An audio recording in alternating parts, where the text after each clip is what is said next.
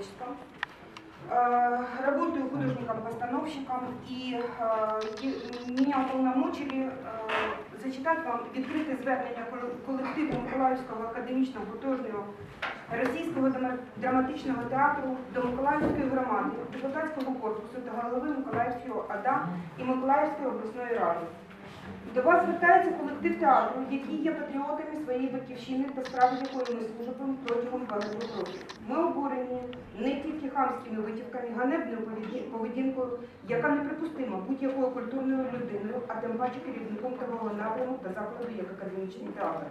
Вона поплюжить людей, чиї ім'я вписані в афіші спектаклів та всіх, хто є творцями і виконавцями творчих проєктів театру. Спостерігаючи творчу та громадську діяльність та діяльність людини як керівника Кравченка Миколая Антоновича, на жаль, на превеликий жаль, є за нашою спільною думкою пережиток минулого і немає за собою професійно орієнтованого оптимістичного сучасного підґрунтя та майбутнього розвитку театру. Всі заходи, які запроваджує адміністрація театру, має хаотичний характер і не несе в собі ні єдиного заходу для підвищення професійності всіх підрозділів та структур закладу. Деструктивне керівництво з відсутністю чітких планів, абсурдні розпорядження та накази. На жаль, говорять про відсутність професіоналізму людини, яка очолює наш театр. Кравченко має під своїм керівництвом репертуарний театр, але не планує репертуар театру за потребами сучасності та глядача. На сцені йдуть вистави частіше за все, де він є або режисером, або керівником проєкту, таким чином лобіюючи лише свої інтереси. Інші спектаклі йдуть як доповнення, хоча саме вони роблять касу театру. Дуже низький рівень особистої культури людини безпосередньо впливає і на формування естетики репертуару. Вона, на жаль, у більшості є низькою і негідною сцени академічного театру.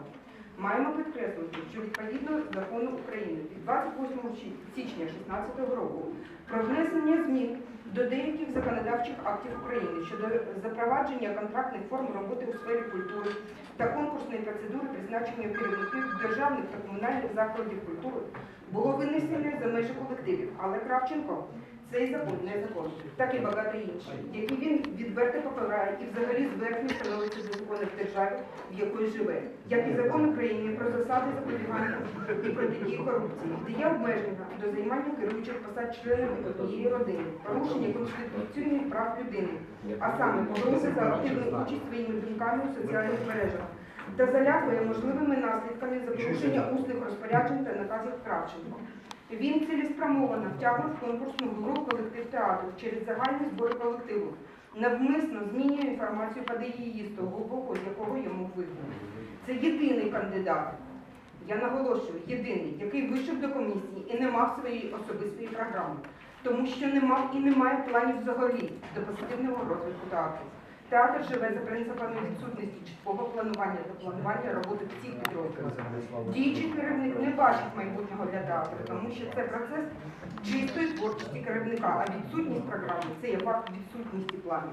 Він не бачить його тому, що живе не майбутніми досягненнями, а минулими дуже сумнівними звершеннями.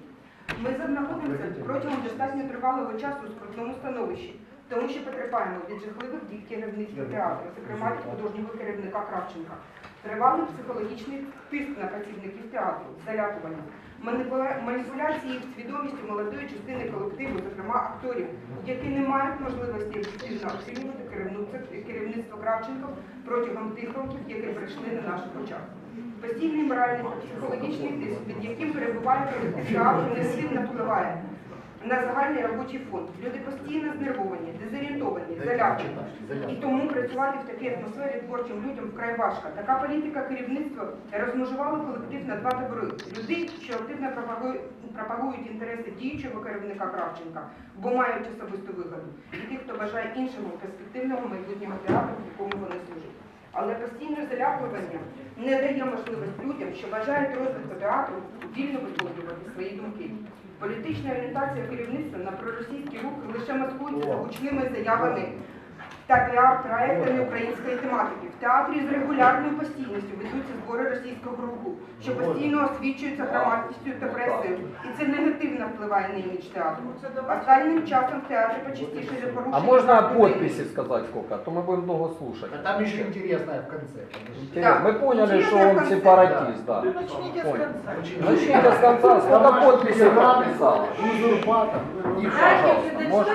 Да. Давайте, пожалуйста, я дочитаю. Конечно, очень интересно. Так, я уверен, что наш коллектив не мог сложить такой текст. Владимир Александрович, Я вам честно скажу. Давайте дослушать, Дайте давайте, Владимир, почитать. я вас прошу. Мне, Ну, там интересно. такой текст, Ну, это мне даже интересно, это, кстати, хорошо написано, Очень грамотно. интересно. Да очень Останнім часом в театрі почастішили порушення прав людини, де відкритим текстом на загальних зборах колективу театру керівництво заявляє про негативні наслідки для тих людей, які вважають роботу тільки роботою, приходять до театру виконувати свої професійні та творчі обов'язки, втягуючи примусово їх до своєї політичної гри, тим самим перетворює робочий процес на суцільний жах. Основними рисами керівництва цього громадянина за роки, що він очолює заклад, на превеликий жаль, стало хамство, зверхнє ставлення до професіоналів, попрання гідності та постійні приниження людей, які працюють чи працювали під його керівництвом. Це привело до того, що театр лишився можливості множити таланти, що вкрай необхідно до закладу такого рівня. Активні професійні ревнощі діючого керівництва до таланту інших творчих особистостей стали нестерпними. Патологічна ненависть до таланту інших людей терпіти вже не можна. Немає сил, бо це перетворюється на систематичну травлю та відкрити цілеспрямовані дії на витиснення талановитих професіоналів театрів всіма можливими та неважливими засобами. Так під ці жернова суцільної ненависті до талантів попали, на жаль, директор-розпорядник Свистун і режисер театру Манжелій.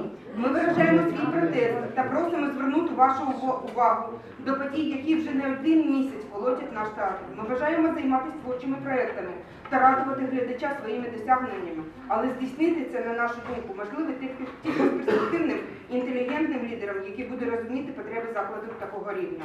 За результатами конкурсного відбору на керуючу посаду нашого театру, комісія визначила переможцем конкурсу Свистуна. Ми просимо вас, незважаючи на незгоду Кравченка, за результатами конкурсу виконати закон про призначення Свистуна на посаду директора художнього керівника, яку він здобув на конкурсі. Бо за цією людиною, талановитим молодим керівником, ми бачимо майбутнє нашого театру.